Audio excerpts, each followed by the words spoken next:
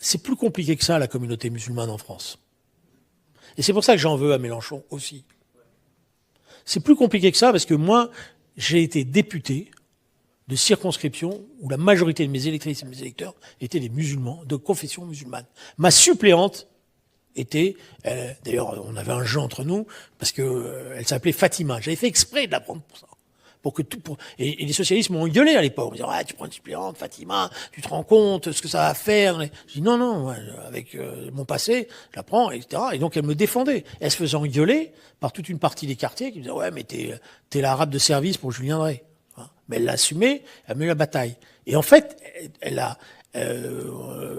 me faisait des scores incroyables à la Grande Borne et dans les quartiers. Donc, c'est pour ça que c'est pas aussi simple que ça. Dans la famille, il y a 2 frères. Il y a moi et mon frère qui s'appelle Jean-Paul. Il y avait une division du travail. Moi, je m'occupais de la gauche, lui, il s'occupait de la droite. Donc, je la fais simple, mais mes parents, quand ils m'ont vu virer trotskiste, ils étaient inquiets. Et donc, ils ont retiré mon frère de l'école publique et ils l'ont mis dans une école juive. Comme on n'avait pas beaucoup de sous, ils l'ont mis dans une école juive à Pavillon-sous-Bois, qui n'était pas forcément une école d'élite intellectuelle. Mais bon, voilà. Puis donc lui, par ce biais-là, il aurait pu virer comme son grand frère trotskiste, mais il a viré sioniste. Et il est devenu chef du Bétard, je crois, c'est un truc comme ça. En France, bon, voilà.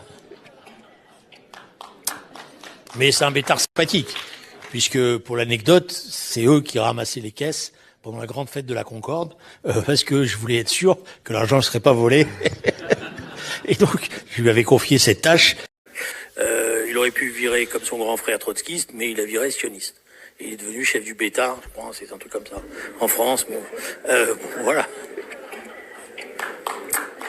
Mais c'est un Bétard sympathique, puisque pour l'anecdote, c'est eux qui ramassaient les caisses pendant la grande fête de la Concorde, parce que je voulais être sûr que l'argent ne serait pas volé.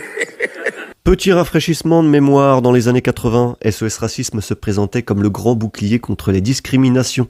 Son slogan, c'était « Touche pas mon pote ». Ça vous dit quelque chose ? Officiellement, c'était une association apolitique, humaniste, antiraciste.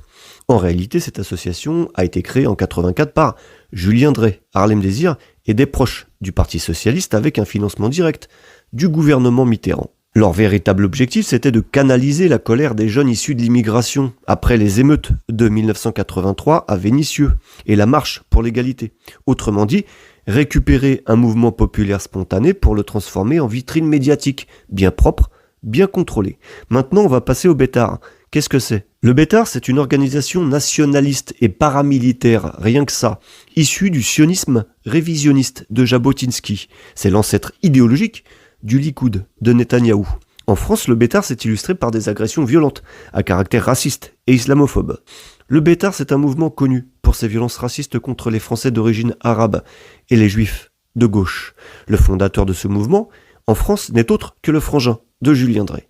Il le dit de sa bouche, lui s'occupait de la gauche, l'autre de la droite. Du coup, est-ce qu'il est légitime de parler de complot ?